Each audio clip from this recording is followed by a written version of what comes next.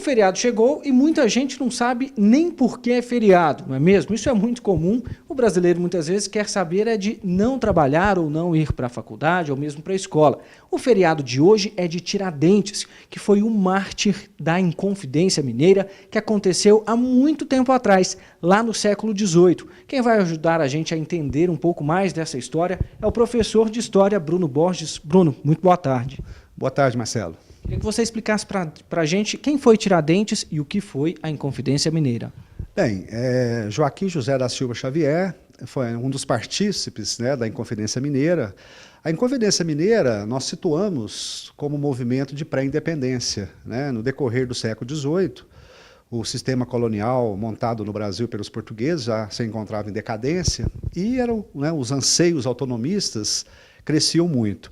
E principalmente na região de Vila Rica, né, em Minas Gerais, onde predominava a produção mineradora, né, do ouro principalmente, a produção já estava caindo bastante, né, e os tributos que eram pagos a Portugal, né, continuavam crescendo, Portugal realmente aumentando muito a carga tributária, né, o pagamento do quinto, né, que era a quinta parte de todo o ouro produzido, tinha que ser pago o tributo.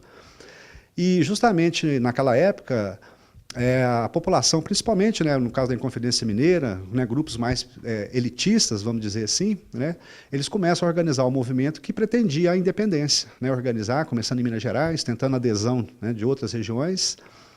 E o movimento ele foi no primeiro semestre de 1789, e a ideia dos líderes do movimento, né, como o Alferes Tiradentes, Cláudio Manuel da Costa, Tomás Antônio Gonzaga e outros nomes, eles ambicionavam que assim que Portugal decretasse a derrama era porque os impostos tinham que ter um certo valor. Quando esse valor não se completasse, ia sendo acumulada essa diferença. E a coroa podia decretar a derrama quando a população era obrigada a completar esse valor dos impostos. E foi justamente, né, a ideia era desencadear o movimento assim que isso acontecesse. Só que, infelizmente, o movimento, né, foi denunciado antes de ter iniciado. Então, a Inconfidência não passou da fase conspirativa.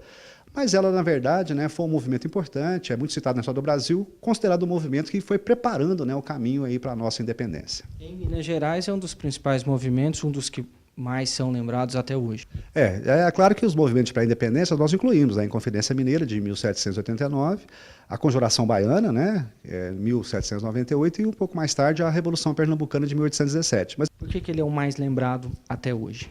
Bom, eu acredito que por algumas razões históricas, porque a gente sabe que o movimento, entre as suas lideranças, grande parte eram membros da elite, né, da colônia, pessoas que ocupavam cargos administrativos importantes na própria administração portuguesa, né, o próprio Tiradentes era alferes, né, um cargo militar, mas eu acredito que pelo fato de ter sido o único que foi punido com a vida, né, ele foi enforcado, posteriormente foi esquartejado, inclusive no dia 21, né, de abril de 1792, né, daí a data do feriado. Mas os demais, né, foram punidos também, mas de uma forma mais branda, né, alguns foram degredados, ou seja, né, foram cumprir-pena em lugares distantes, e aquele teve a punição mais exemplar.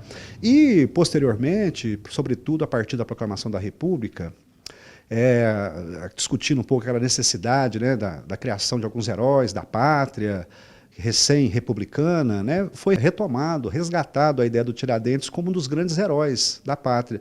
Essa é a parte histórica da Inconfidência Mineira e a parte histórica também de Tiradentes, mas existe também toda a parte econômica que continua um problema até hoje.